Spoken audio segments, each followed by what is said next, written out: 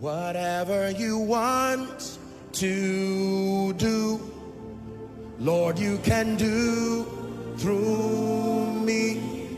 Whatever you want to say, Lord, you can say through me.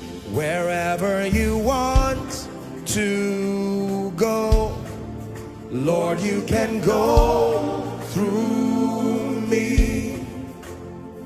I'm yours, Jesus, I'm yours forevermore. I'm yours, Jesus, I'm yours forevermore. Can I tell you, the greatest way to say yes to Jesus is not saying yes, is preparing to be used by him. Hear me again. The greatest way to say yes to Jesus is not to verbalize yes. You need that when it has to do with salvation. The greatest way to say yes is not to say yes, is to be prepared. If I ask you, come to my house, and you pick my call and say, I am coming, and go back to cover yourself with blanket, are you really coming? The greater, you may not even answer me, but get up and jump to the bathroom. I see your readiness to come by your preparation. There are many tongue talkers. There are many people, oh God, use me. But the submission to be trained and to be built to become that battle axe, there is laxity. And you see, let me tell you an advantage that we have. And I say this, God sees my heart. It's not because I'm the one speaking.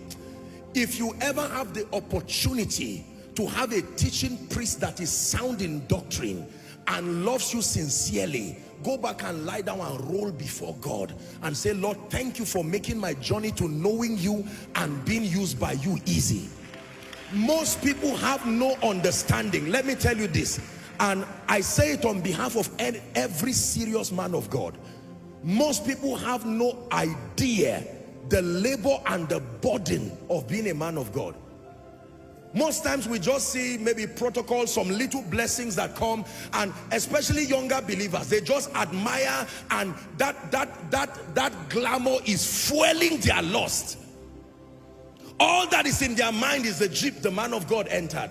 All that is in their mind is the whole paraphernalia. These are all support systems just to make it easy. Let me tell you, the labor of the word is real labor. To sit down and get life applicable teachings.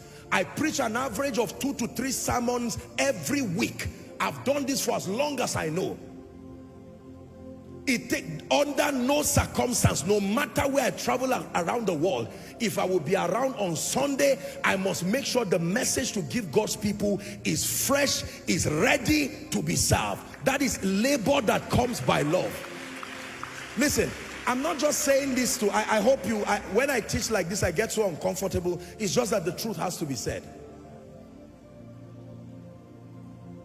Submitting to the ministry of a teaching priest, indeed, bringing balance and a holistic capture of the truths that, number one, help you to know God, number two, help you to understand the kingdom, and number three, help to produce personal excellence in your life, keeping you effective from an eternal standpoint and excelling within the cosmos. I am telling you, it is a blessing.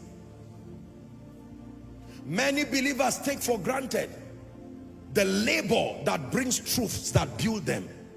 You'll be surprised, someone who has been failing in business, you just come when a financial series is being taught, and you get one truth that brings balance to your life. Managing pride, managing anger, managing lust, managing all kinds of things that would destroy you.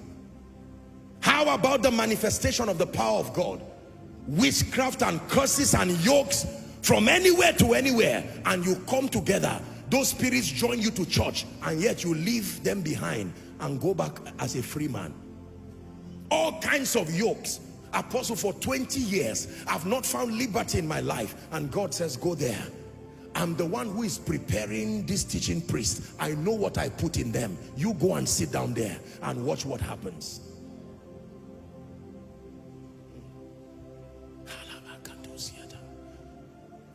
But you see, the goal is not for you to be a member and just keep watching. No, there is a training. Please listen to me. There is an equipping. It is a very painful thing to any man of God if you have been around his church or the spiritual circle for a long time and the evidence of transformation is not in you. Even if you are a giver, it is more than money. It is your transformation.